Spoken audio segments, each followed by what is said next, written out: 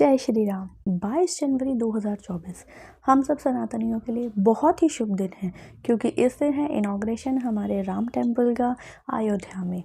Ram temple का construction हमारे news में छाया हुआ है और इसी को आगे बढ़ते हुए मैंने सोचा कि जो एग्जीबिशंस हैं उनको पढ़ा जाए।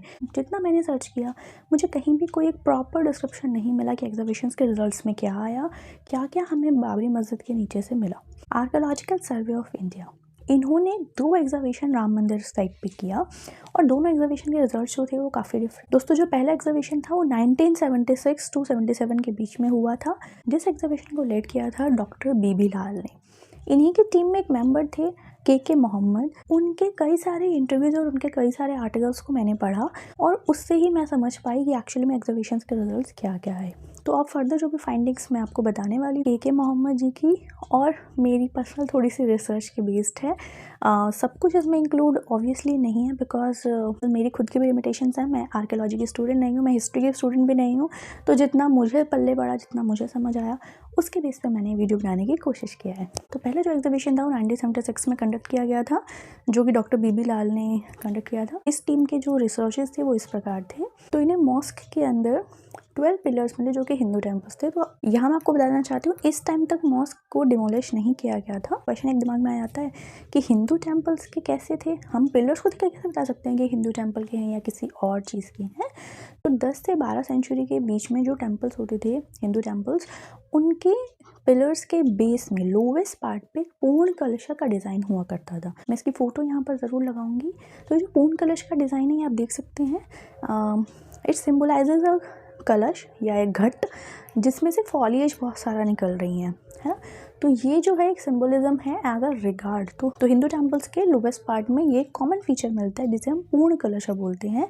पूर्ण कलश हमारा वन ऑफ द 8 अष्टमांगलिक चिन्ह होता है। दूसरा, इन्होंने पाया कि ये जो 12 पिलर्स थे इनको रीयूज करा गया मॉस्क की फॉर्मेशन करने के लिए। उसके अलावा इन्हें बहुत सारे टेराकोटा के आइडल्स भी मिले जो कि एसोसिएटेड थे किसी हिंदू टेम्पल से।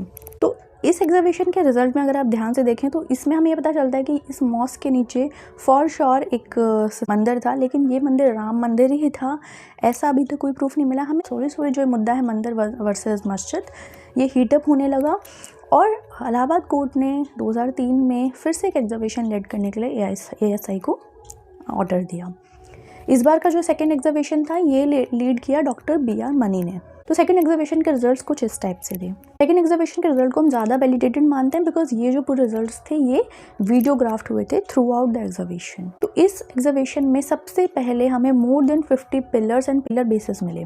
तो जैसे कि पहले एग्जीबिशन में हमने देखा हमें सिर्फ 12 पिलर्स मिले थे, लेकिन इस बार ASI की टीम को 50 से ज़्यादा पिलर्स मिले और इवन पिलर बेस मिले। तो जो इतने बड़े बड़े जो पिलर थे किसी बेस पे स्टैंड करेंगे तो वो बेसिस भी हमें मिले और 17 रोज के अंदर मिले। तो ये सिग्निफाई करता है कि ये जो भी टेम्पल था ये बहुत ही बड़ा भव्य टेम्पल था। सेकेंड इज मगर प्रणाली। तो ये एक बड़ा इंटरेस्टिंग फैक्ट है मगर प्रणाली। इसका फोटो भी मैं यहाँ लगाऊंगी। जनरली टेम्पल्स में क्या होता है कि जो डीटी होते हैं, जो आइडल होता है, उनका डेली जल अभिषेक होता है और उनको उनसे जो पानी, जो जल अभिषेक का जो पानी होता है उसके एग्जिट के लिए एक प्रणाली होती है। ठीक है। तो 10 से 12 सेंचुरी के अराउंड जो टेम्पल्स हुआ करते थे उनकी एग्जिट जो थी उनको मकर प्रणाली कहा जाता था।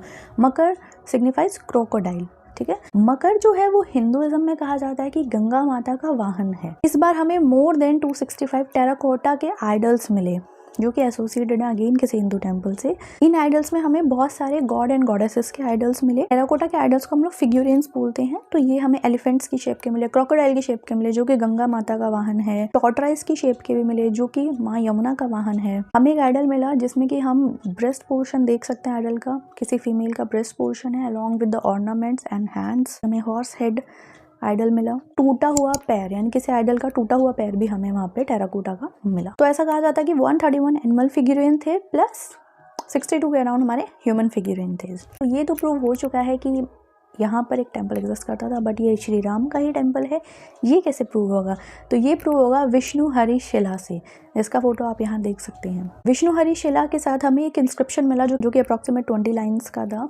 इस इंस्क्रिप्शन पे लिखा हुआ है कि ये मंदिर उन विष्णु का है जिन्होंने 10 सिर वाले राक्षस का वध किया। हम लोग सब जानते हैं 10 सिर के दशानन थे, रावण थे, यानी ये मंदिर उन भगवान विष्णु का है जिन्होंने रावण को मारा, जो कि श्री राम थे। प्लस इस इंस्क्रिप्शन में लिखा हुआ है ये मंदिर डिनोट करता है उन भगवान विष्णु को जिन्होंने बाली का वध किया। तो रामायण के बेसिक में भी अगर हम लोग जाएं तो हमें पता है कि बाली और दशानन दोनों को भगवान श्री राम ने माना था, जो कि सिग्निफाई करता है कि ये मंदिर श्री राम का ही था। अगर आपको वीडियो अच्छा लगा हो तो लाइक शेयर सब्सक्राइब कर दीजिएगा। धन्यवाद।